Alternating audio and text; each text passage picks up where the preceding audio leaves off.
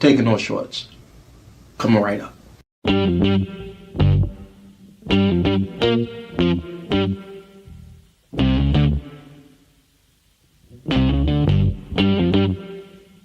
We talking about practice. Not a game. We talking about practice. Now I gotta talk, we all gotta be quiet. You're talking to the Rolex wearing, diamond ring wearing, kid stealing, woo, wheeling dealing.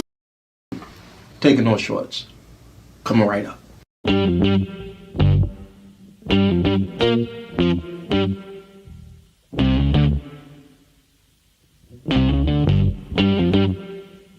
We talking about practice. Not a game. We talking about practice. Now I gotta talk, we all gotta be quiet. You're talking to the Rolex wearing, diamond ring wearing, kid stealing, woo, wheeling dealing, limousine riding. I'm a man. I'm 40. And now your host, Taking No Shorts podcast, Jay Grizzy.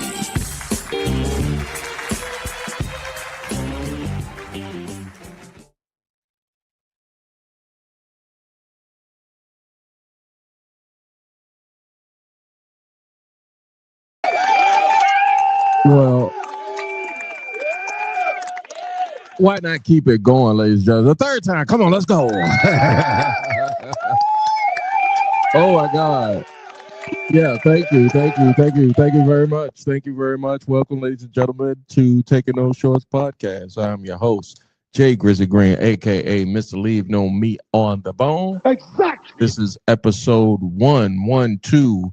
If you heard earlier, soon as I saw that I was doing episode 112, if you're a Gen Xer, if you came up in the late 90s, early 2000s, you can't help but think about the R&B group 112.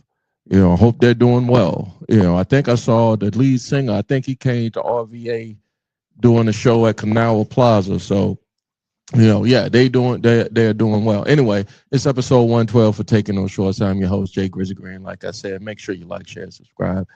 Anywhere where you find your favorite podcast, but also every Friday around this time, you can catch the live stream or a version or a recording of the podcast at the following channels. That's Facebook, YouTube, and Twitch, all at Taking No Shorts Pod or at Jay Grizzo. My ad is at the bottom left of your device and or screen.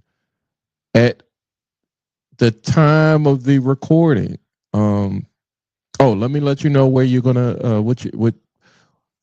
I'm not gonna do that. I'm trying to do because I ain't trained in broadcasting. I'm not trained, and I did podcasting for quite a while back when it was called internet radio, but I'm not going to do that tonight. I'm just this episode 112 is going to fly by the seat of its pants, if you know what I mean. Exactly. Thank you, Shaky Baby. You might hear some drops that I got on my pad over here. Of course, usually I'm suited and booted tonight. I'm trying something different. The trucker hat, I'll explain that later. I will diverge and jump a little bit, but just if you're with me, I'm going to try to stay together with this. The episode 112 tonight is titled Growth in Love. Growth in love, ladies and gentlemen. Exactly. If you know anything about that, please hit me in the comments, because everybody needs encouragement. Well, all positive and good-spirited and well-intentioned people that's got a heart or a soul, could use encouragement. I'm not talking about the evil people, or the people that's got bad intent in the world. Talking about a bullshit? Yeah, that's right, baby. That's right. But no, all of the loving people in the world, growth and love. If nobody has ever told you that, or if you are experiencing some type of growth and not some kind of stunted growth, because there's people that's got stunted growth. I might have used to have been one of them. I was thinking, I said to myself, I don't know if this is going to be a introspective episode or retrospective episode. I want to say retro, but I don't think so. It's going to be intro. It's going to be an introspective because I'm as Gen X, as a Black Gen X, as I got in Gen X, I've become more introspective. So I wanted to let y'all know that that's part of what you see at the bottom of the podcast tonight: growth and love. Because that's what I wanted to talk about in the short time that I have you guys' attention tonight here, Taking No Shorts Pod. At the time of the recording, I think it's been a couple of days now, and I wanted to pay respect. So I would be remiss and out of pocket, honestly, as a Richmond native. Exactly. To not recognize and give flowers to the one and only Michael D'Angelo Russell. Let's give a round of applause to him. Rest in heaven. Celebration. The news broke early in the week, a couple of days ago, as a matter of fact, that the brother had transitioned with the ancestors and gone to glory, as our grandparents would say. Too soon. And it hit a lot of folks. Not just this is how you know folks had an impact. Folks was doing a thing while they was here. Hence why I'm talking about it here, Taking No Shorts. You if you come from, and I put it in my, I don't even know what it's called. I try to be up to date with the technology, but shit going so fast, I don't know. But is it the notes? I don't think it's called iNotes. I think it's just notes. And shout out to I used to call him Shaggy McCarthy. That nigga's tripping. I give him that, but Patrick McCarthy. Exactly. Shout out to Patrick McCarthy, a comic that I came up with back in the early 2010s here in Richmond or VA. And one of the things before he went out to LA, he did a show at the comedy club here that probably the biggest comedy club, if not, it is probably the biggest comedy club in Richmond. And they gave him a going out to LA show where he was the headliner or whatever. And he took the time enough to say, hey, man, whatever you're doing, however this lands for you. And he was talking about at the time, stand-up comedy. Keep going. And as a open micer, comic, getting into the game as long in the tooth as I was at the time, I had a lot of cynicism, hell of a lot of cynicism when comics would come and say, keep going, or, hey, you got any advice for me? Or, just when you're coming up sometimes in a show business game, you figure out real quick who's doing this. Exactly. Talking about A bullshit? talking. A bullshit? And I appreciated that, Pat. Thank you for that encouragement, especially on your big day. You was just like, hey, Jay, keep going, bro. You're doing it. And he's done big things. Family Guy, other animated shows, comedy writer. I hope LA and California don't get hit big with this new AI stuff that's out here now. So I hope you and your loved ones are doing well. Shaggy McCarthy. Because he looked like Shaggy. He was a young kid. He was way younger than me back in 2011, 2012. So I think I had 10 years younger than me. And he looked like Shaggy to me. Like, not to say that all white folks look like Shaggy to me. Shaggy is a character from Scooby-Doo, if you don't know. Anyway, encouragement, keep going. And so with the keep going, this brother D'Angelo, Michael D'Angelo Archer, born February 11th. I think that's a Pisces, 1974. So he's my sister's age. I want to say, I mean, if you're from Richmond or RVA, some people get mad because I say RVA, and it's okay. But I don't know. Just why? All right, let me. Like I said, I'm going to divert a little bit on a. What the fuck is it to you that we call it RVA or Richmond? Let's be clear. Exactly. If you sitting, if you are sitting there hating the fact that folks want to give a moniker to our city that is positive, it's just it's just a, what is it? Uh, abbreviation. Fuck out of here.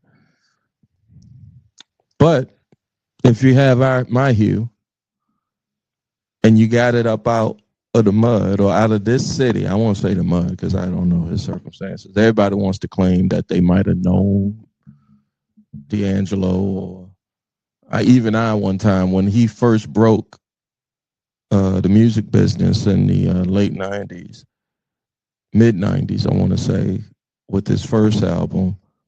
I know Skills, I remember Skills as a VCU student.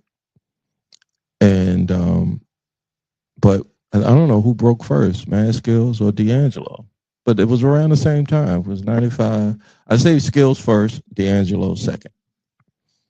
And it's not talent-wise, it doesn't matter because they're both dope artists. And I was like, I know Skills from, from the yard. But I know this guy from, because Richmond it's not a small town, but it ain't a big city either. It's like a tweening city. You know what I'm saying? But I put this I get back to McCarthy because I put it in my notes. Patrick said, hey man, if you got bits in your head, back then, the iPhone notes you had to type in. I don't think you had voice notes back in the 2010s. If I did, I didn't know how to use it, honestly. And I probably tried to use, I think I did. It was voice notes, voice memos is what it was. He was like, yo, man, if it hits you, put it in your phone and come back to it later. Great advice. At the time, I was just like, fuck this kid, though. So same thing when D'Angelo broke. I'm like, where can I put this guy?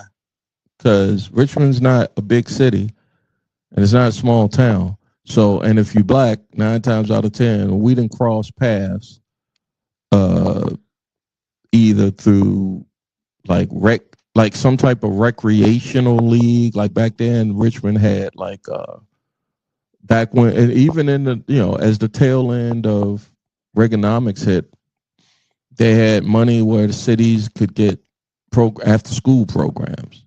So or rec leagues or police athletic leagues, stuff like that in the 80s, folks in the ghetto or in the hood was holding on to shit like that because that's how your kids stayed out of trouble. Let me speak to some of you red hatters for a second. Those type of programs kept us from robbing you. You know what I'm saying? Like, or, you think now that I'm not doing it. I did politics last week. I'm not going to do politics because that shit was very depressing, and I'm going to be so much more positive. Episode 112, 111, you can go back and see in the archives on Facebook and YouTube. But I was like, this guy looks mad familiar. And I was like, I know he didn't go to high school with us because by the time I got to high school, what they did in the city was beforehand they had something to keep the city schools open because we didn't have so many resources. They combined schools. So I went to what was called JHW, Jefferson Huguenot With, right? Or didn't go, but the year before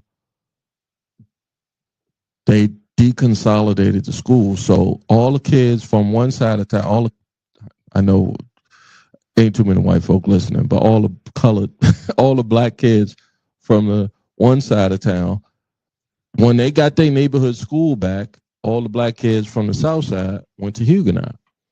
In middle school, though, they got bused. Like kids from Highland Park, kids from south side, and kids from the West End all got bused to one middle school, and this was 40 years ago in the 80s. That shit about to come back if you let the other side have their way. But again, I'm trying to stay off of politics. So I'm like, I noticed that guy looks bad familiar. We didn't go to high school together, but I think we went. He either went to Thompson or he had to go to Albert Hill. That was middle school. But this man gave Richmond inspiration to say you can make it out of Richmond. I'm sure there's other artists that have made it out of Richmond, seen and unseen. Shout out to all the artists. But in this market, let's be clear, because the market of Central Virginia kind of gets usurped by DC, or it's like or the South, which the South means anything from DC to Atlanta or Florida. And in the show business game or in the entertainment game, Richmond was nowhere on that map, or Virginia for that matter. But in the 90s, talent just could not be denied. And D'Angelo was one of those talents that could not be denied. And so when I saw the Westover Theater, Thanks for taking. hold on, let me give it. Exactly. The board is right here, so y'all can't see it, but sometimes, I have to manage that shit by myself. Anyway, y'all don't give a fuck about that. But when I saw the lady video, and I saw, and I'm a West End cat. I was brought up in Randolph, Borough Park, West End area, Richmond, Virginia. You dig? So shout out to all the true West Enders. Exactly. Not today, West Enders. If somebody pulls this up or clip this out, and they say he's from the West End of Richmond, it's like, well, nah, the true West. You dig? But even being from that, I knew, because Westover was the 99-cent theater. If you had not the cheap date, but if you wanted to see a second run movie and get to just the ambiance of a great movie and in the hood type vibes, you went to the Westover, which was probably a convert. The Westover has always been that, but I'm on Richmond stories now. Then I saw Southside Plaza, and then I saw Shorty in the video. This I'm describing the video. He shot the video. No, I didn't even know the video was shot. But I just, if you come from a town and you see certain landmarks, you be like, oh shit. So when you see this on BET, MTV, Video Music Box, all the video channels in the 90s, and you come from that city, which is RVA, Richmond, Virginia, you feel you like, yeah, yes.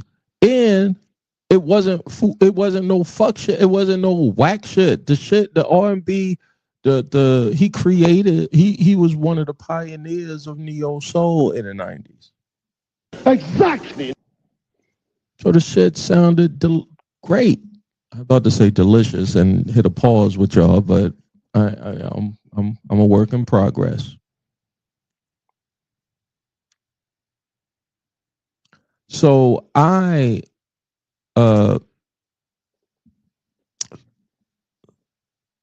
was highly impressed. Not that, I was just like, yo, this is dope. The music is dope. The neo soul is dope. The songwriting is dope. The instrumentation, I'm a music guy, is dope. He was ahead. At the time, I'm trying to think. Short of Terrence Trent D'Arby. God, that's an 80s reference. Gen Xers. Exactly. The only other brother that was out there, short of Prince and Michael Jackson, who was on a uber level of musicians, celebrity in the music business type shit. D'Angelo was like a shooting rocket. Like, phew, he was right up there. He was right up there. Second album, great. Voodoo, great. I ain't gonna talk about the videos, and I saw a joint before I started recording with Benzino out here showing. There's certain niggas that you can't, bro. Benzino, what the fuck? Stop it. You need help. You need some help, bro. If and this is just take the hometownism of the brother being from Richmond and he just transitioned and all that. Your way of paying tribute to him is by showing you ain't D'Angelo look like one way in the video and you look a certain way, bro. And there's a super pause on all of this, but I saw a clip of you trying to pay tribute. The caption was like, I'm paying tribute to D'Angelo, and he was remaking the How Does It Feel video, and he got his shirt off and all that. And I'm like, nigga, stop it. A bullshit? A bullshit? A bullshit. You whack as shit for that shit, nigga. Like, because if you genuinely meant that shit, you wouldn't even put shit like somebody in your corner should have been like, don't put that shit out. You whack as shit for that. Rest in peace. D'Angelo, gone too soon. 51 years old. I pray that your family and your loved ones that you hold close to you in the world that has pure intention and was rocking with you from, just pure love for you. I pray that my condolences, and I hope that that man touched a lot of people with his talent and some type of comfort as you grieve in this period. I know what it's like to lose a loved one. With that being said, I was thinking about, because I had to talk about it, that's my city. He from my city. He looked like me. He was 2 years younger than me.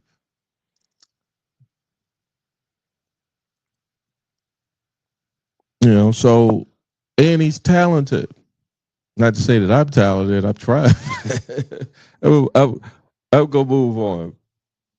So this week, really, it doesn't matter when, but I celebrated my anniversary. Hold on.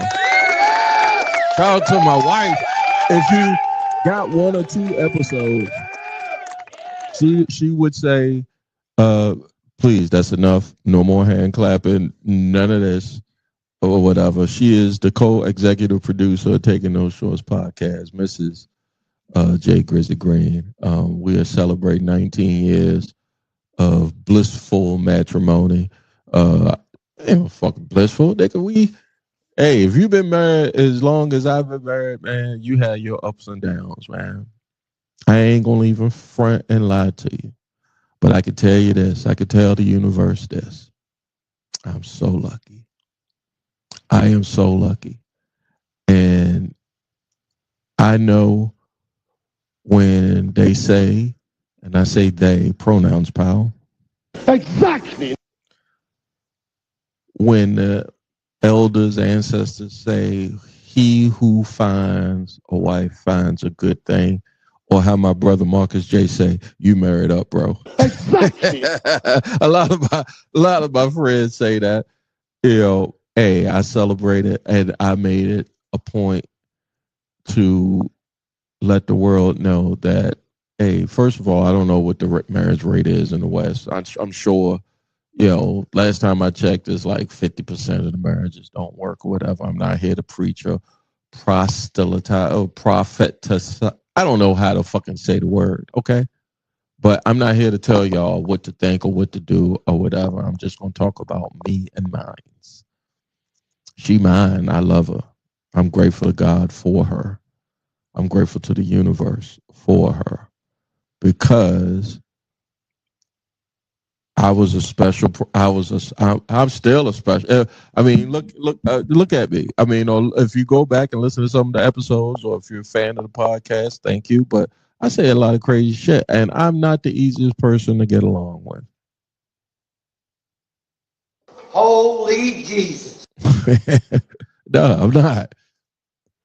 But man, what an example of patience, kindness, love.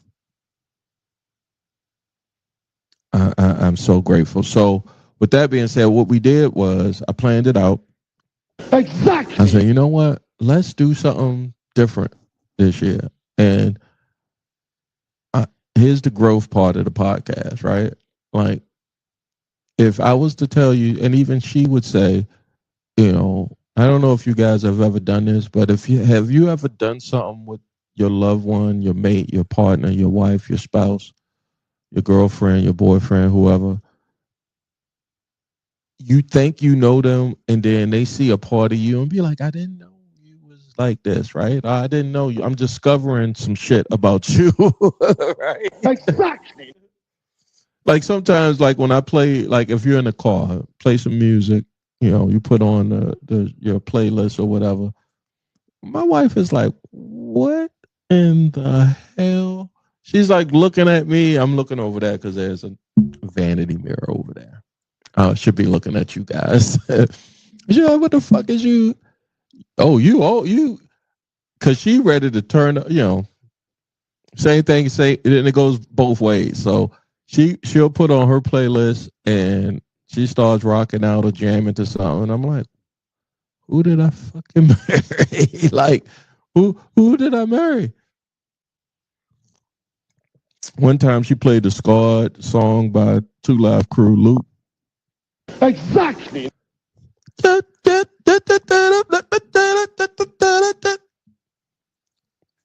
And I saw her make some moves, and she ain't too much of a dancer, but that shit hit, nigga. I was like, A bullshit? A bullshit? A bullshit. I said, hold on, we gotta talk. Let's recap. What happened before I got here? Type of shit. As I matured and got some growth, I could have gave two kumquats, as my mom would say, two shits. She mine, and I love her. And so we decided I decided we was going to go out on a date night. The economy is hitting motherfuckers hard, you dig? Exactly. And ain't like we going on, 20th and the 25th or 30th on them prime number years type shit. Well, we might do something special, but this is the 19th. And it's a prime number, but this is the 19th anniversary. So even still, I was like, yo, I want to go to a concert. We haven't gone to a concert ever before. So I wanted to do something new, fresh. No, I take that back. We've been to concerts, but I don't know. I just thought I was just like, come on, let's do this one. So I'm looking around town to see who's coming to town.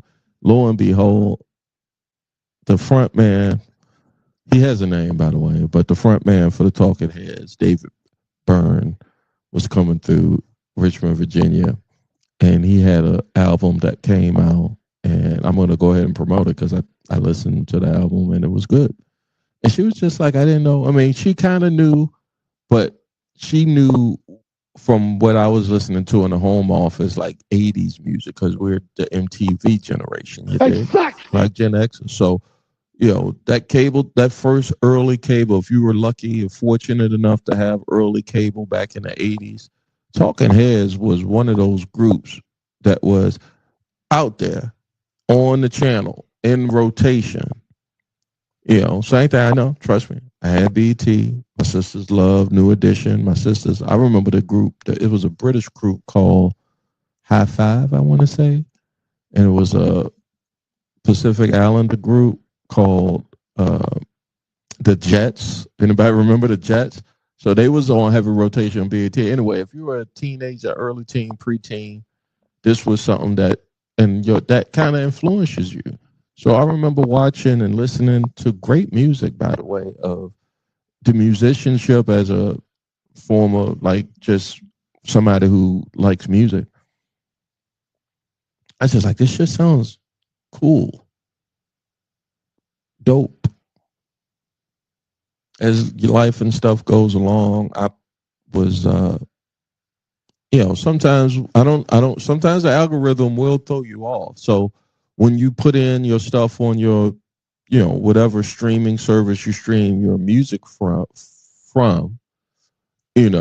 sometimes they throw something in there. And I heard a song and I said, I know that voice somewhere. And they got even technology now that, oh, you think you, here, let me do my impression of Shazam. Oh, you think you know this song? You stuck? Did you ask 3 or 4 motherfuckers? Did you know this song? Guess what? There is an app.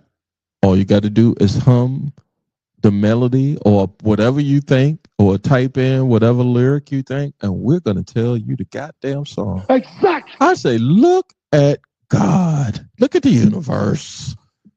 God damn it. This is awesome. New word I've come up with after going to this concert this week. Awesome sauce. I am officially that guy now. Like, I've dorked the fuck out where I'm now saying awesome sauce. I don't know why I was saying, I can't even say I was high because I just was saying awesome sauce. Anyway, David Byrne, who's solo artist now. Talking Heads was like 30, 40 years ago. So I don't know when they broke up. It doesn't matter. Great musicians as well. By the way, if you don't know, so giving a tip of the cap to the bassist, I didn't know there's a YouTube video out. Go look it up. The bassist for the Talking Heads was a lady, a female. She was dope. And she was the first song or one of the songs they did. It didn't break up, but they parted. They went on some different artistic ways. Was Tom Tom Club. Boom, boom, boom, boom, boom, boom, boom, boom, boom, boom.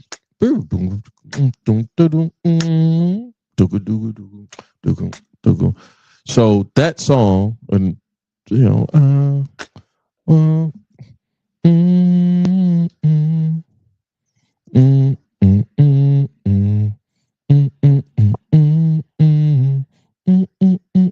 that's 81. Genius of Love. Goddamn, 81. I'm pulling it up because, hold on, let me share the screen. Share screen. This is my Wikipedia. I'm sharing the screen for y'all real quick. Sorry.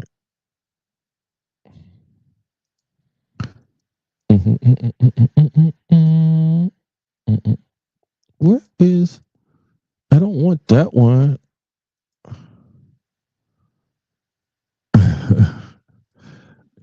There we go.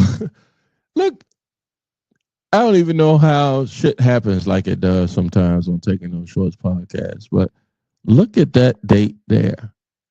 October 1981. I had turned 9, and I wasn't even 9 and a half. I was 9 years old when that song came out.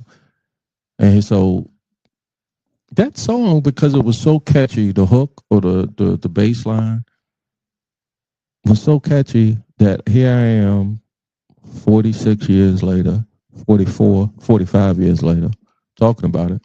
But the bassist in that group, her name escapes me because I'm on the Wikipedia. But y'all know what it is.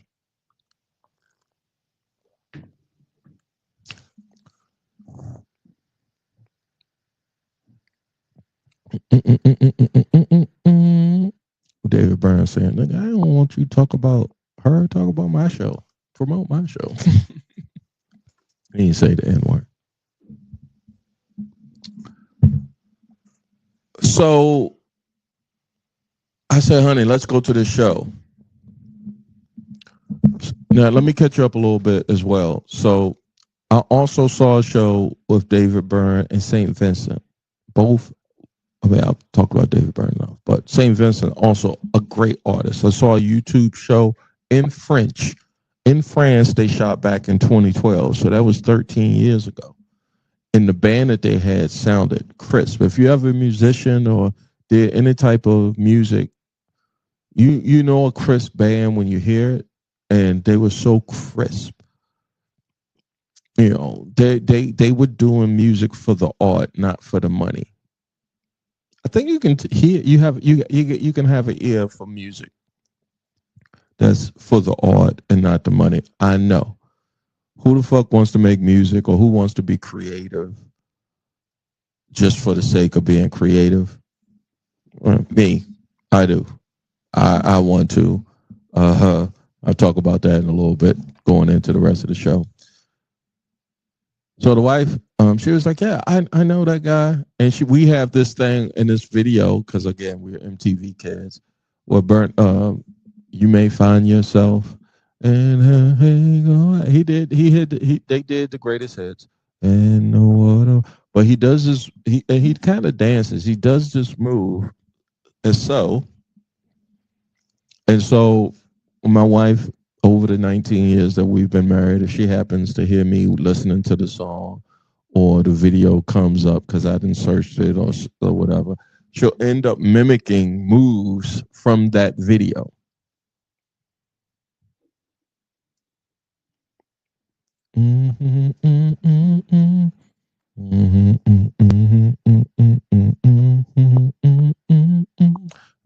The party starts. Once in a Lifetime is the name of the song. Once in a lifetime, all the waters bring me down. And you may ask yourself, let me real quick hit it, find out when that came out. Once in a Lifetime. And I'm saying not the movie with Talking Head song. Once in a Lifetime came out January 1981. So in or around that time. So something was going on in the early 80s. And strangely enough, like late 70s, early 80s is strewn through my playlist. What I mean, I'm a 9-year-old kid. Shout out to my mom and my folks. Exactly. First, for getting cable, but second, just having such a great taste for music. You know? Thank you so much. Let's go to this concert, honey. I got you. We got this. Of course, she's like, what about, I'm not going to compare to Edith Bunker, but I'm not, just because I brought that up, she always says, sometimes you're like Archie. And I'm like, so that makes you Edith? She's like, no, I don't want her to be Edith. But she said, in the past, sometimes I'm like Archie. What about this? What about that? Don't worry about it. Forget about it. We're going to the concert. Now, this is 2025 David Byrne. This is not 1981 David Byrne. 1981, he was probably in his late, mid-20s, very exploratory, still very creative. No. And again, I've been a fan since 9.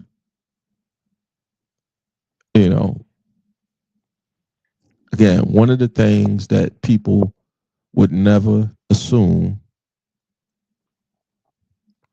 about you, you don't give off the vibes that you're into, the stereotype, right? So I think, and I'll get into when we got to the venue and how that date night looked for us, because it was a great night, great show, great musicians.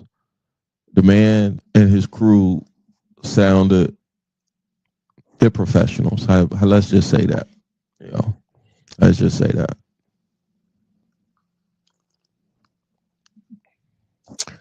And we get there, and I put it up on my social media at Taking No Shorts Pod at Jay Grizzle. I played one of the songs in the background of The Real off his new album. And the vibe, as soon as we walked, everybody was happy. Like, all right, so bear with me, black folk. Like, it was white hippie happy, not, and it wasn't hippies. Again, I think the age range, it was a Gen X crowd. Maybe it was a Gen X crowd. It might have been a couple of boomers, some boomers spread out. Looked like it was sold out here in town, one of the biggest theaters here we have in Richmond. And needless to say, we were probably 0.23% of people with melanin in the building.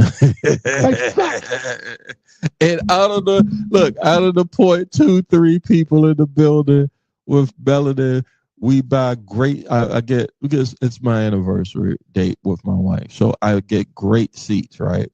And my wife can attest too. She was just like, there was trepidation when getting the seats because I wanted to impress her. Like, yeah, Daddy can get great seats. You don't need to see the price. It's just great seats. Because I didn't want to get no fuck ass seats.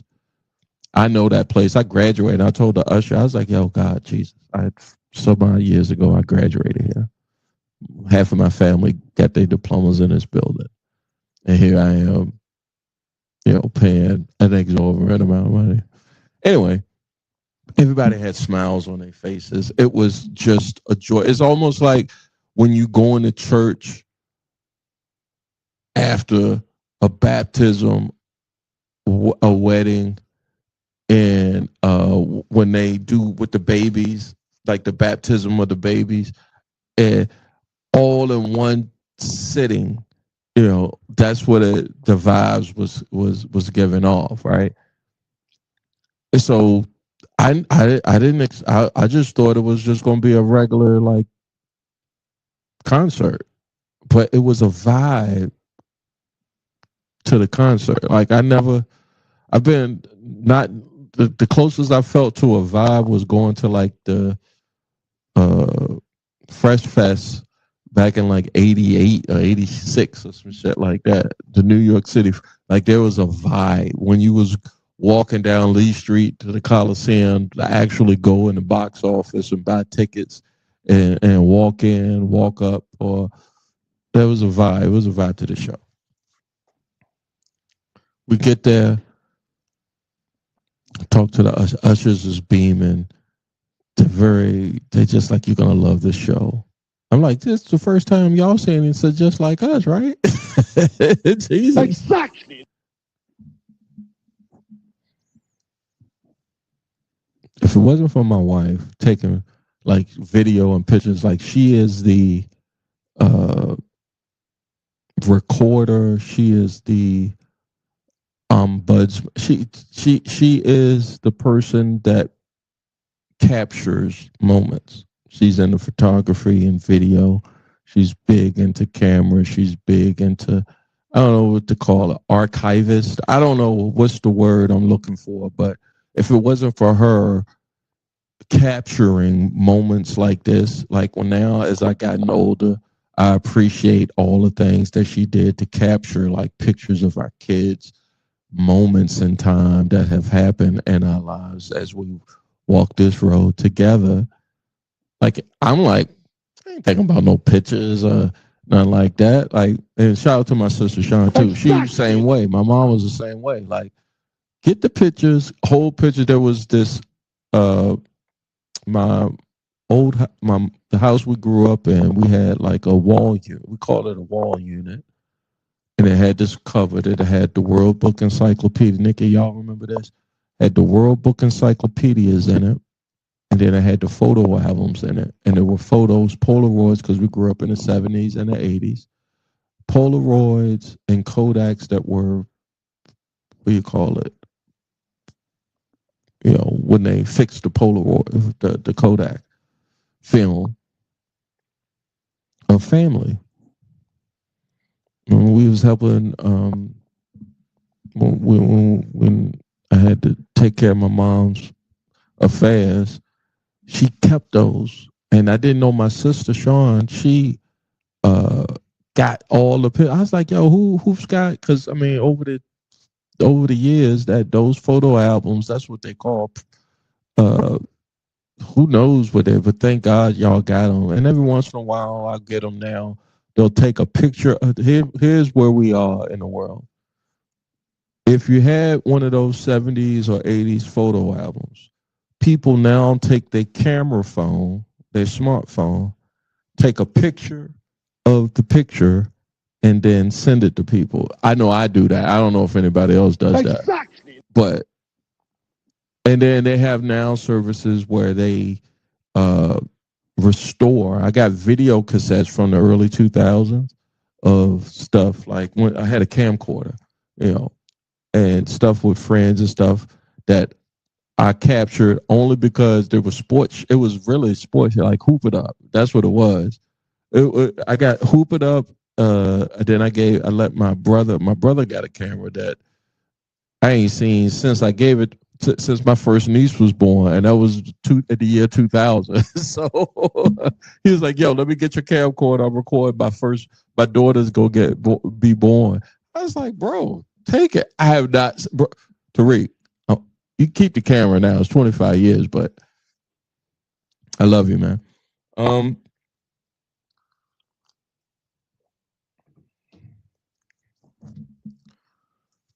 Took those pictures of the vibe and the ambiance. And then with me, strangely enough, I produce my own podcast. So you see all of this stuff and then you get clips and everything. So I kind of got an idea of the artistic expression of shit. And I have an appreciation for it. Needless to say, those folks, shout out to them. I think they're in Philly. I think they got 2 shows in Philly tonight. So let me give a round of applause to David Byrne and his orchestra. Great show here in Richmond. Great show, entertained me. Great date night with me and my wife. I encourage anybody who got a chance, go see it. Go get the album that's out. If you're into that creative space, you're in that love space, and I'll say love, not no Barry White, like, ooh, baby, I love you kind of shit. Like, nah. This on some, I'm fitting to take it to a different place now here for the podcast. Exactly. Because there's no segue I can have. I'm creative. Like, I don't. It's hard to describe because that word creative is kind of new in the lexicon, right? So maybe 10 years. Like, who is a creative? Back when we were coming up as Gen Xers, artists. A creative artist, an actor, a musician, a performer, somebody in the arts, you know.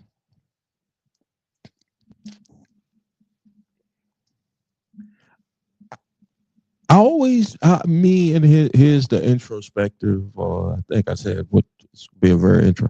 Here's where I think I've fallen at, because it was always there. I just, man, I left a lot of meat on that bone, but that's my lane. Exactly. I'm a creative. I'm comfortable now to where I can say that to the universe.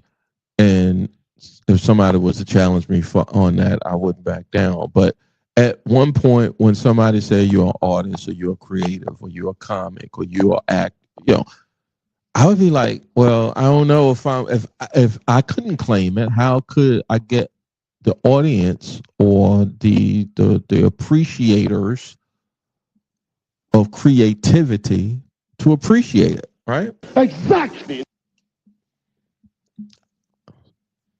So I was like, yeah, I'm on the humanities side of life. You know, I remember when I took my, you have to declare your major, and my first major was computer science at VCU. Why? Because I thought I wanted to program like Super Nintendo games at 18 years old. I honestly I went to college because I wanted to be the first person in my family, in my immediate family that I knew of to go to college. You dig? So round of applause for that. So, shout out to all the people of God for pulling those fucking strings. Woo! But I really didn't at the time. When you're 18 years old declaring a major, you don't really fucking know what you want to do, you know? And I didn't. I just did what I thought I wanted to do at the time. Then I switched it after the first year. After my freshman year, I switched it to history because that was my strength. And I wanted to be a history teacher or go into political science. I wanted to be like an operative, right? And then 92 came and I saw Clinton. I had, my son is three, my oldest son is 3 years old. I'm just like, I don't know. I think I need, I need to do life first before I start getting all the things. But life gave me the ability to be a creative person. I started, you know, fast forward a couple of years, and then I was like, yo, I think everybody, because of just my personality, just I keep hitting this thing right here, right here. You know, it's a little too long, but I got to keep my hands right here. You see, I'm looking over there, but I should be looking right here. I should get my hands right here.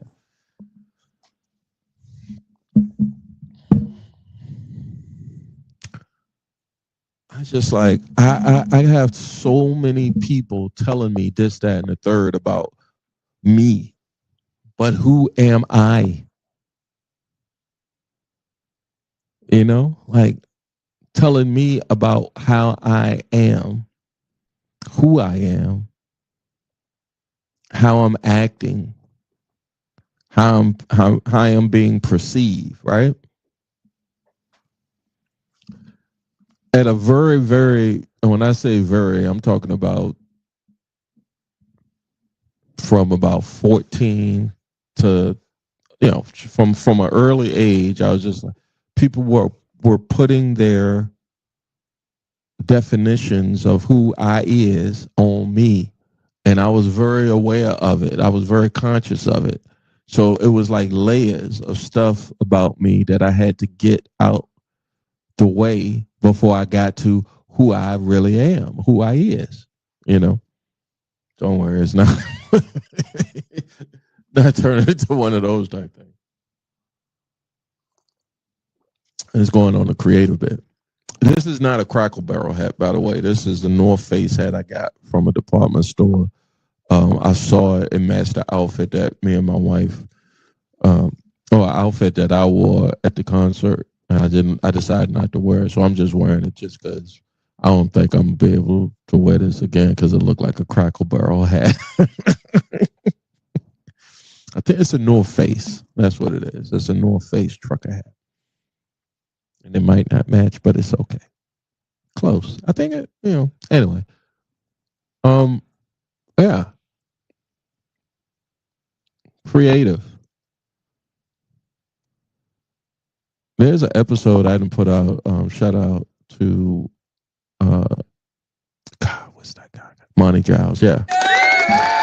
It's an episode, bro, that is sitting on this camera right now that I didn't put out only because I was just like, hey, I think the podcast is going one way and this guy is uber talented and he's going a different way.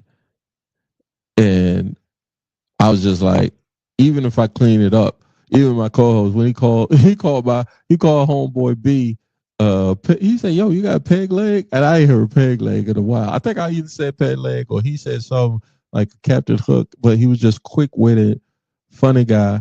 I'm saving that episode, Monty. Y'all, if you get a chance and you see Monty Giles on the marquee or on the flyer, go see him. Funny brother. That episode was episode 2.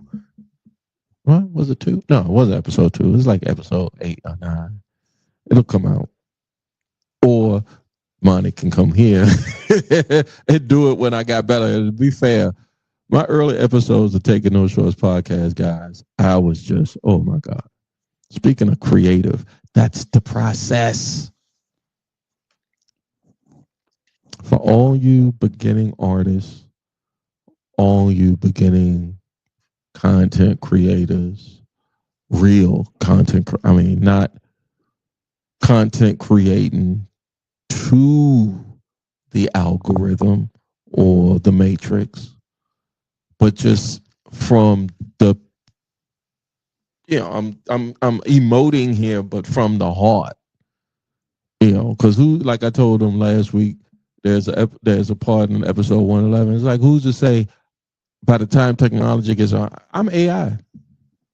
This is not even Jay Grizzly Green. This is not Wanda's son. This is not, Jenna's grandson. This is not my wife's husband. The words coming out of my mouth is all artificially intelligence initiated, created. I'm not even talking to you right now. And you would know the fucking difference if I was a robot or not. That's how good it's going to get. I could go into a whole different bit about how you folks can't tell if I'm real or not. I digress.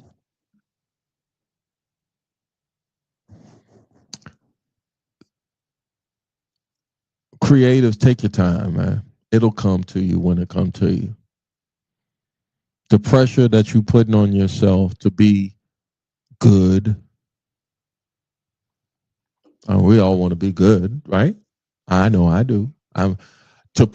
Taking those Shorts podcasts off, even though I keep looking over at one of the camera monitors over there. I should be looking at you. That's gonna eat me up. But how my wife say, just be organic, just be you. You're good enough. You're good enough. And for your boy Jay Grizzly Green, that's growth. When you can finally say to yourself, you're good enough. Nobody else is giving you that stamp. No amount of clicks on this. No amount of applause that you get. At the end of the day, you got to come into your humble abode, lay your head down with your loved one or with yourself or whoever, and tell yourself, like Stuart Smalley said, God damn it, I'm that nigga. And the fuck what anybody else say. It doesn't matter. That's a process to get to. For me, anyway. I ain't gonna try to speak for nobody else. It took me a while to get there. It took a lot of took a lot of therapy to get there, and God knows. But it's a good place to be. It's definitely better than the other place where you got all of these critics in your head, including you, saying, man, it ain't gonna work. Nah, you might want to tweak that. Then you got other outside forces, and I'll parlay that into last night, where I went to an event Shout out to, I think it's called Vox RVA. Mike Bickett. Sorry, Mike. I'll let the applause hit you. Mike Bickett is the organizer. It used to be called RVA. Podcasters of RVA was the Facebook group, but now it's called Vox, VOXX, or VOX, like an X-ray, RVA. And it's a storytelling group. And they had their first event downtown Richmond in the art district. I went to it. Leap of faith for my part, because I said when I go down there, first of all, I know I'm going to be the only brother. Good thing is I wasn't the only brother, but I ran into some like-minded individuals. Yeah, my steal is about to kick off. Is my alert that went off. But yeah, and go back to the David Byrne show. So we get to the we get great seats. We sit down in a sea of good, in a sea of people that don't look like us. Put it this way, but good loving fans of good music in a sea of humanity. And I told her, I looked at my wife, and she know how I get sometimes. I think we might be the only brothers and sisters here tonight. And it was one extra seat, because if you have a book seats now, you don't want to have. I want a space. We danced. I danced. My wife danced too. I saw that dance. And we got there a pretty good time, considering the traffic, considering the parking and all that. We got there at a pretty good time. And we get into our seats, thanks to the usher that helped me get to our seat. We see some people to the left. I say, hi, how you doing? Everybody's got great smiles on. Everybody's happy. Again, it's a happy vibe. Happy vibe. I had my cap on, a different cap. And I turned behind being, I don't know, being friendly. Hey, can y'all see? Can y'all get a good view even with me in my hat? And I said I wear my hat because I'm bald, but y'all seen me bald before. It was this fashion thing. And the shit just matched, God damn it.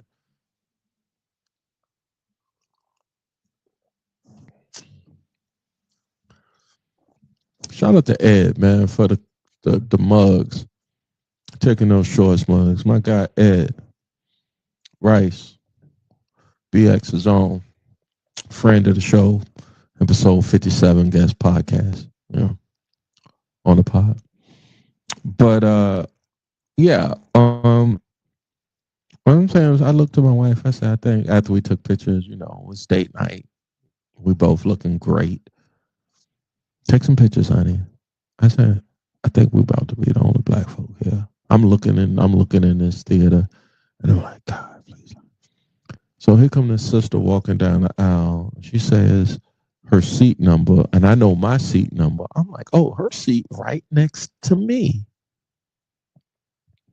I did one of these, y'all. Hey, man, come and sit right here. I was so happy. My wife was like, yeah, cool. We rapid-taste a little bit on how we became fans of Talking Heads, David Byrne, and all that. During the show, we get up, we dance, we enjoy the show. Crazy. Great. I mean, her name is Selena. Shout out to Selena. If you ever see this, shout out to your sister. Peace and love. My house. Cool. Where did I end up off? Creatives. So, yeah, I'm thinking I'm going to be the only brother at this storytelling event thrown by Vox RVA host Mike Bickett. I walk in the place. First of all, the place is in the art district here in Richmond. I've been down there. I remember my first studio when I was shopping for studios.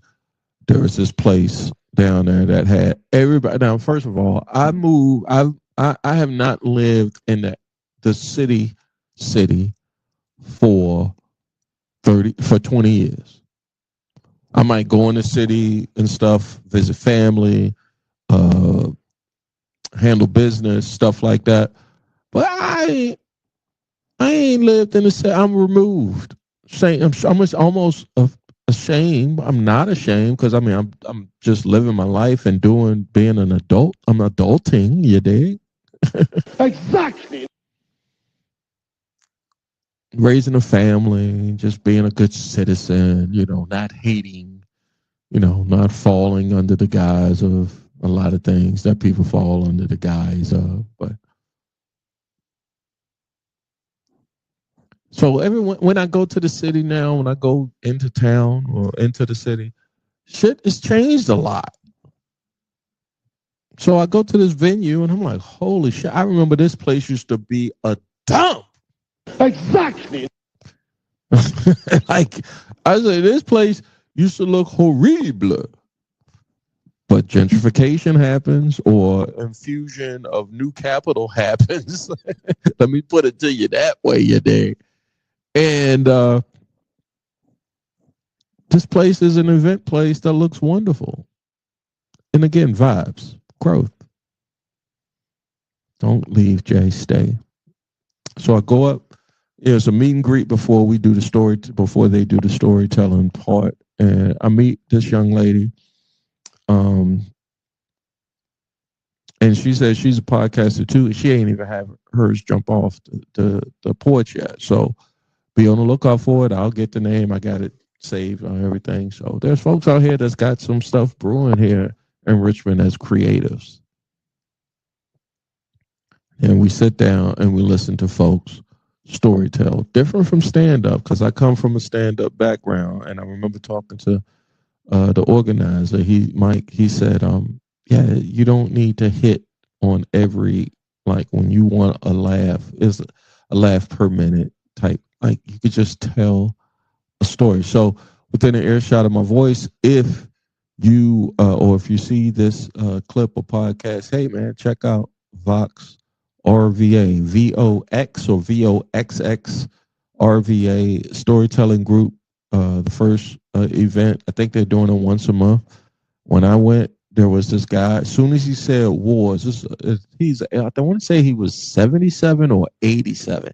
He did not look his age because of his hat.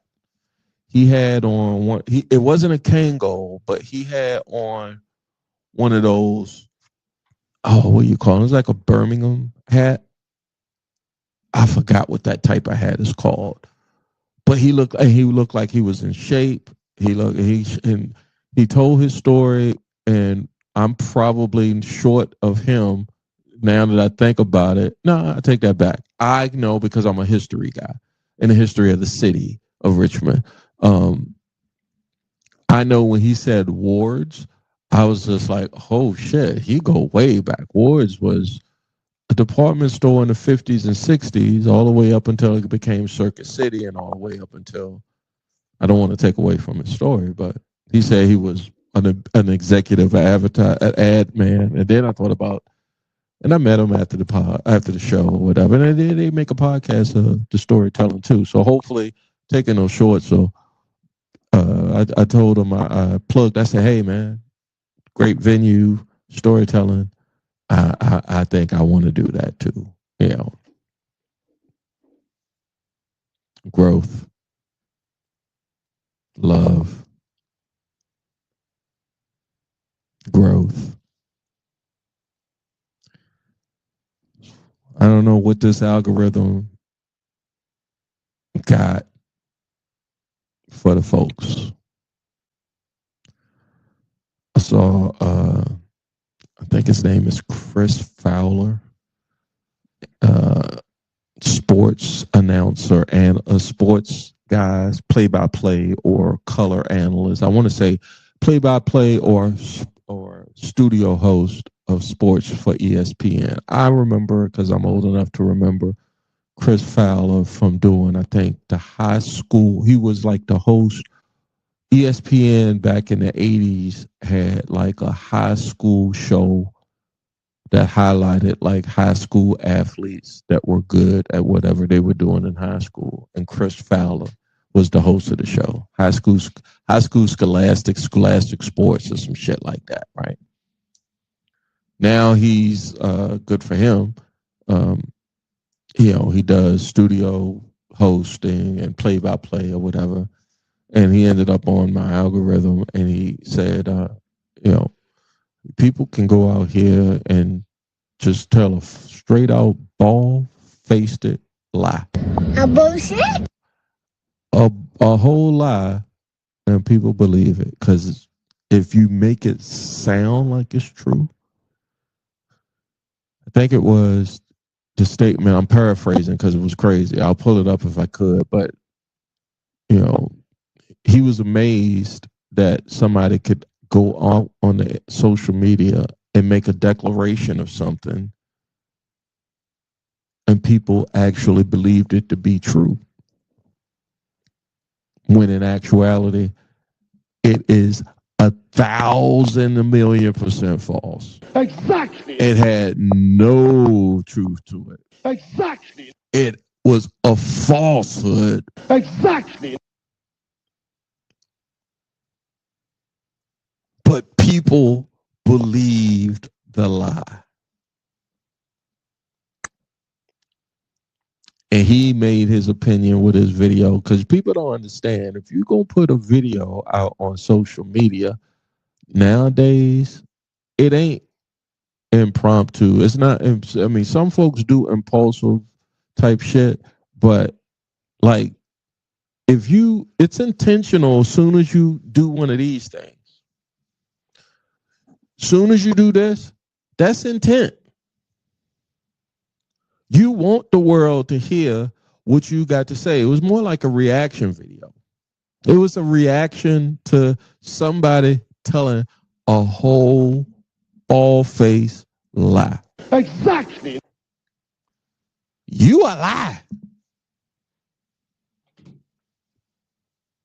The lie was,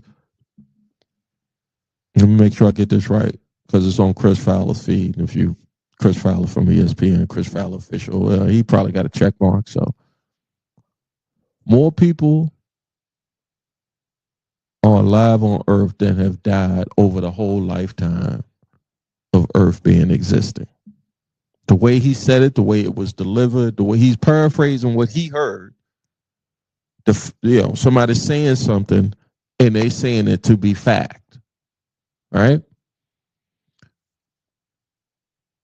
And the whole time, there's a whole lie. And you say, how could that even happen? How is that when you can get one of these? If you say it in a captivating, because you got to capture people's attention, because that's I don't even think it's 3 seconds now. It might have been long. They call that the socials, the companies now. Interaction is what? Interaction is a like, a comment, a share, something like that. But a view is that. Like, I don't even, however long that is. So you got to do something. You got to be so desperate, or you ain't got no constitution in your ass that you want somebody to give you enough attention. And I'm in this lane. Let's be fair. Let's be clear. You want somebody to stop and pay attention to you. What do? You cut your phone on. You hit this, and you go up, and then you say some of the crazy. Fuck if it's true. Fuck if it's real. Fuck if it's coming from your heart. Fuck all of that. All of that is A bullshit? Just say it so you can get somebody to approve the fuckery you saying.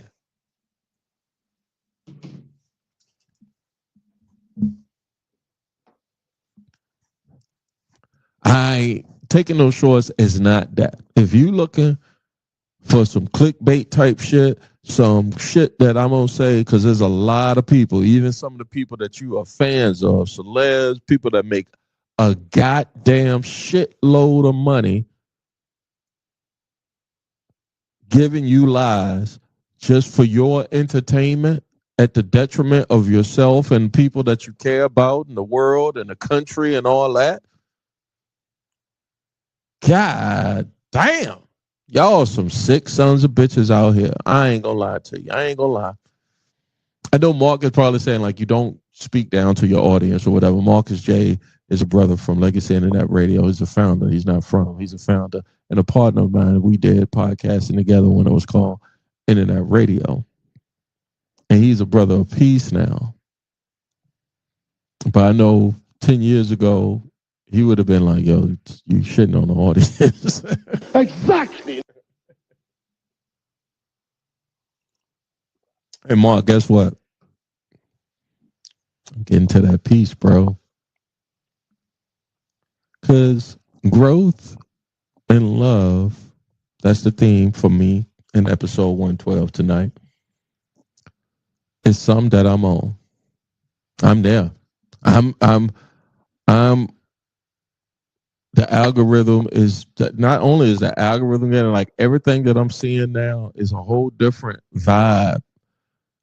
Like I'm seeing stuff that's trying to not just expand my consciousness, but I don't know if that's I don't know. It ain't for me to call. I always tell folks sometimes it ain't for me to call it. I'm just a man made of flesh. I'm just a guy, you know. Here's the thing. I'm not just a guy. I'm not just a guy. That's how I used to think. Exactly. I'm me. Ain't but one me. It's not ego. It's not boisterism. It's not on some other shit. Because some people can get full of themselves and be what they I don't know, but just evil because they think they can. But I understand. I text my one of my brothers today. I hope he hits me back because I know he's super busy. Because I saw some. I want to say it was Genesis 32:30. Now I'm quoting scripture, and it was something about the pineal gland. Yo, this shit threw me for a loop. It was a story in Genesis about Jacob, who then changed his name to Israel. I know I'm getting biblical on y'all. But the word pineal, if the Bible was, say, written 2, 3, 4,000 years ago or whatever, who the fuck knew about a pineal gland, a pineal gland, however you fucking, in your brain? I know what the pineal gland is from studying in today's time. It's a gland in your brain, right? But and this is how the lecturer, because it was a lecture on YouTube. When the lecturer said it, he was like, if you don't believe me, just pull out your Bible and you'll find the word pineal, which is the gland in your brain. And Jacob was talking about that in the book of Genesis, or somebody was writing it down, or somebody put it in the book of Genesis, which is a book to maybe, let's say that's a book 4,000 years old. I don't know. I'm not a biblical scholar. That's not my lane. So forgive me. Don't give me. I'm just a. Oh, I'm 40. I'm a man. I'm 40 plus. I said, what? So just little kernels of shit is starting to drip into my brain, and I'm of age of a certain Gen Xing type vibe. Like, y'all ain't shit new to me. Like, I done seen it from how she can say from the A to the Z. I done seen it all. I done heard it all. I done seen people go off on those journeys of self-discovery. I thought I was done with that. I'm not. I'm not. And that's a good thing. I think my wife said she just beat the horn. Oh, she even did. Yeah, the self-discovery phase of this growth I'm giddy about, honestly,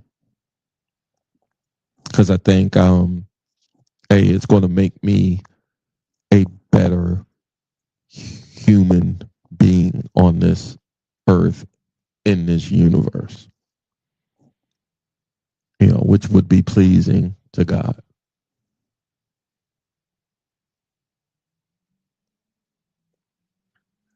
I'm going to go ahead and try to wrap up tonight by letting folks know a couple of things.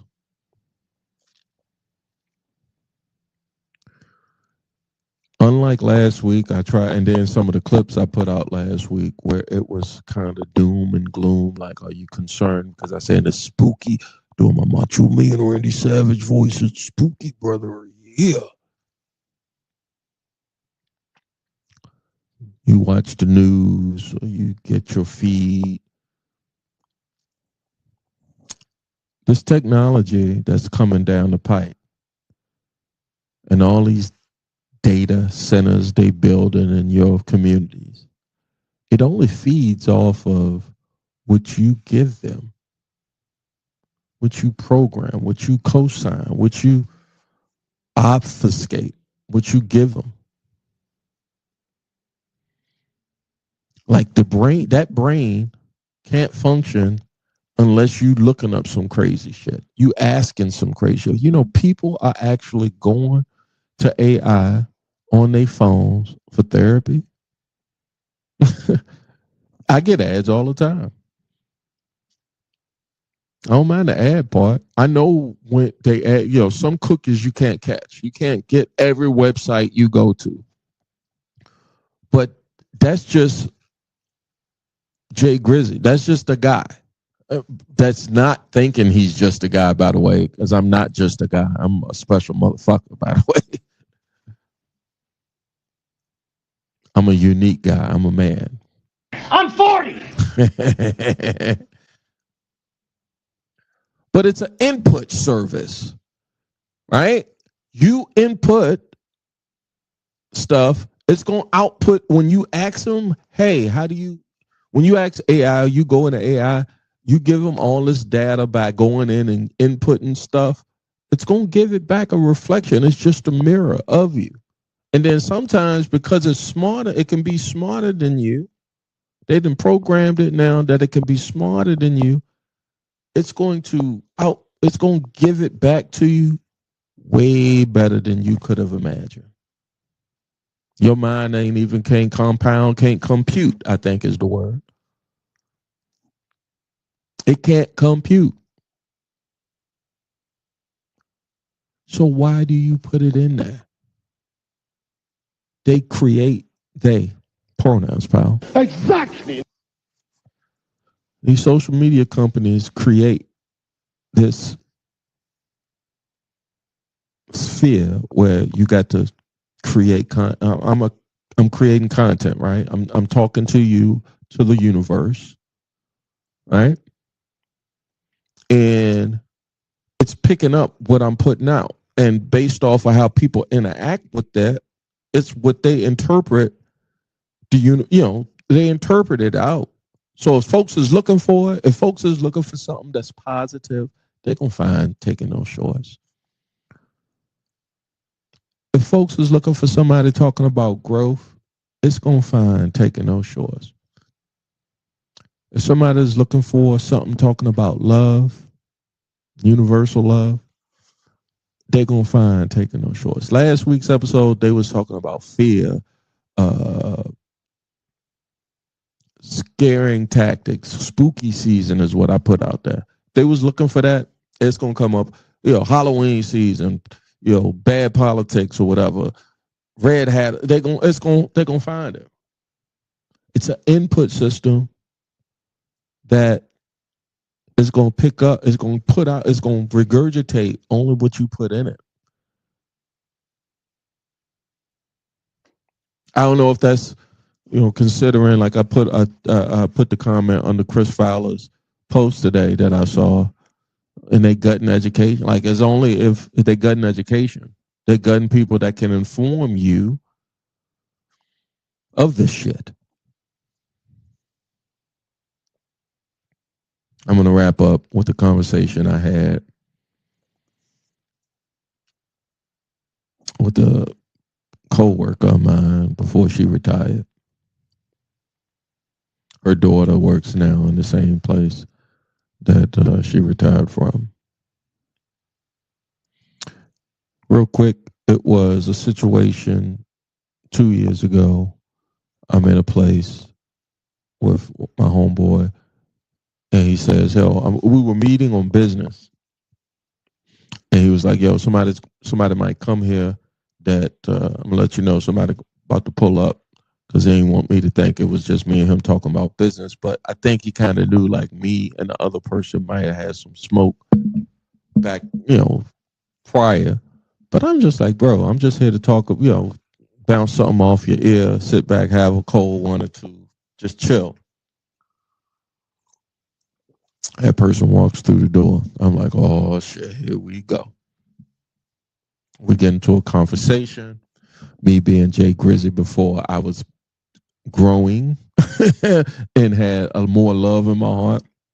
Conversation went a different way. Was calling that person out like you on some fuck shit, like you both, I was out of pocket. Homeboy was like, yo, you out of pocket. She like, yo, you out of pocket, and I'm about to put hands on you. I was like, you ain't finna do shit. Anyway, next day, that shit was on my heart. And I was like, yo, you really, and then of course you get a lot of people when you get too far along in the dark spaces, you get a couple people telling you, hey, you off the rails. You was off the rails, and you've always been off the rails. My homeboy Dane had a T-shirt a couple episodes ago that I identified with. They called me. I thought I was a habitual line stepper, but Dane had the T-shirt on like, yeah, you know. That's me. I was a habitual line stepper. Like if there was a button to push, I was pushing a button just because, you know. But I don't know if it's maturity, God, my spirit, something in my heart was just like, hey, that wasn't cool. Either it doesn't matter who was right, who was wrong. At the end of the day, it wasn't cool. And I don't know why it was on my heart as such, or so. And so I'm at work, and this is on my heart, and it's eating at me. When I say eating at me like this, not you. Why you do that? Why are you? And so I'm looking for someone to share this with, right? I'm looking for someone to share this, what happened to me the night before work, for some type of guidance. I was searching for some type of guidance. Why am I feeling like this? I ain't called my mom. I wish I could have called my mom. I would have did it. That's why I went into her office, because she was like a mother. She reminded me of, and I told her daughter, I said, your mom reminds me so much of my mom, because if my mom was on this plane and on this rock when that happened, I would have called her and said, Mom, this what happened. And she would have,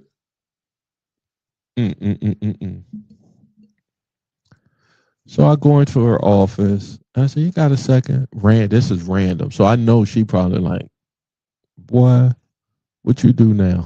She had that look like, what you do now? And I ran it down. I was just like, why am I feeling like this? And I knew that she was a woman of God, and she reminded me of my mom. So I did know that about her, enough to feel comfortable to give her, to go to her for this. And she said, Jay, it's okay. You beating yourself up too much. But the fact that you are going through this, I think, in essence, I left with, there's something there. if you're struggling, and it's okay to struggle, but she gave me the room and the space to forgive myself, which is a Christian thing to do. You did. Exactly. Could have been like, you know, that's not that's the opposite of love. You know, love would have been giving someone the space, you dig, to land. She was like, you know, it happened. It's done now. But because it's on your heart and you came in here, it's saying something. That's where you need to start your journey, is what she kind of indicated to me. And that's when, and we prayed afterwards, you know, and that's how I know God is in the midst. Text a couple of people, fast forward, and I don't, you know, feel ashamed to speak my truth to you guys in the universe because it's mine. But find it. Don't be ashamed of it. How Radio Raheem, whoever wrote and Do the Right Thing, the Radio Raheem was love and it's hate, and hate is winning. Like, it's so much easier and better to love. Like the negative and all that energy to hate. Like, I remember going to the concert a couple of days ago in traffic, and people was trying to get into, and this is how I know I've grown. Because my wife knows I've drove DC traffic, New York traffic, Richmond traffic. It's no reason Richmond should be having traffic like it does. No reason. And so we get out, we driving, and traffic is, so I lay on the horn, and then I caught myself. Now, before this period of my journey, I, 4-letter words on the horn, fuck out the way type shit. I ain't gonna lie. I hit the horn, bit, backed off that joint a little bit, and I caught myself. Hey, we here. We got plenty of time. There's no rush. Relax. Enjoy the night with your wife. Don't ruin it. This is me talking to myself in the car going to the venue. The old me would have been, fuck is all this shit? Y'all don't know how to drive tight. Get fuck out the way. Growth. I'm digging it. I like it. Sorry I didn't get that sooner. That's tonight, guys. I'm your host, Jay Grizzly Green, a.k.a. Mr. Leave No Meat on the Bone. This is episode 112 of Taking No Shorts Pod. Make sure you like, share, subscribe anywhere where you find your favorite podcast, but also every Friday around this time, you can catch the live stream or the episode at the following channels. That's Facebook, YouTube, and Twitch, all at Taking No Shorts Pod. Until next time, bye-bye.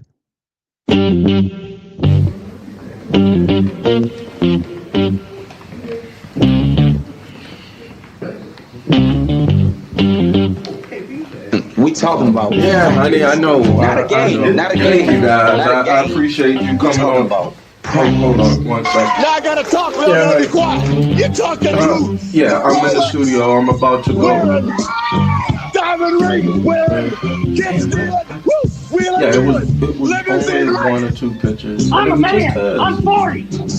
And now your host, Taking No Shorts Podcast. It was taken care of. Jay Grizzly. Well, I liked them all because she had it fat. I gotta go. Love you, bye. Taking no short.